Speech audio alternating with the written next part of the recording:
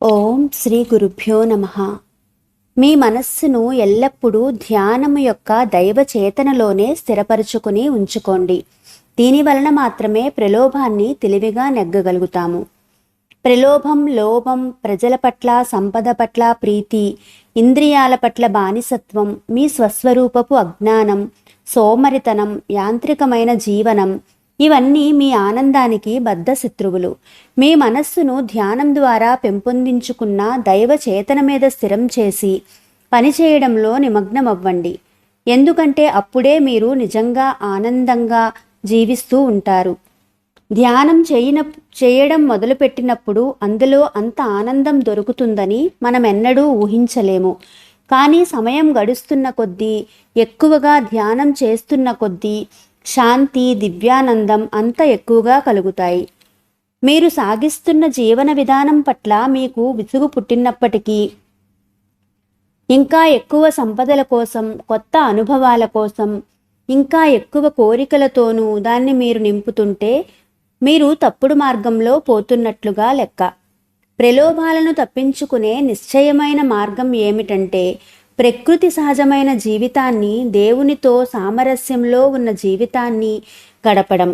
అసహజమైన జీవితాన్ని గడపకూడదు. చంచలంగా సంతోషాన్ని మనకు ప్రసాదించే శక్తి లేని ప్రపంచం నుంచి దానిని మీరు అన్వేషించకూడదు. జీవితం ఎంతో విలువైనది.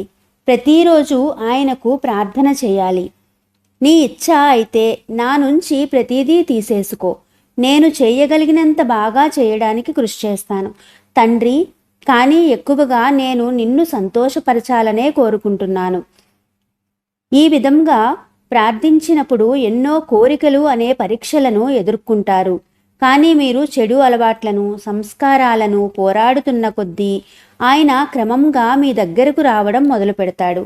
చివరికి ఒక గొప్ప వరదలా ఆయన మీరు కోరదగని లక్షణాలన్నింటినీ కొట్టుకుపోయేటట్లుగా చేయడాన్ని మీరే అనుభవం చెందుతారు. శ్రీకృష్ణ భగవానుడు భగవద్గీతలో ఈ విధంగా తెలిపారు. ఏ మానవుడైతే బాహ్యానికి ఇంద్రియ విషయాలను పస్తు పెడతాడో అతడు ఆ ఇంద్రియ విషయాలు కొద్ది కాలం మాత్రమే తొలగిపోవడం గమనిస్తాడు. వాటి పట్ల కోరిక మాత్రం ఇంకా అక్కడే ఉంటుంది. కానీ పరమాత్ముణ్ణి దర్శించిన వాడు అన్ని కోరికల నుంచి విముక్తుడవుతాడు. చీకటినంతా ఆయన వెలుగు ద్వారా, చెడ్డ ఆలోచనలను మంచి ఆలోచనల ద్వారా బహిష్కరించండి. భగవంతుడి సర్వోత్తమమైన ఆకర్షణను ధ్యానంలో కనుగొని ప్రలోభాన్ని తొలగించుకోండి. ప్రలోభం మీద మీరు ప్రయోగించగలిగిన అత్యుత్తమమైన ఆయుధం అదే.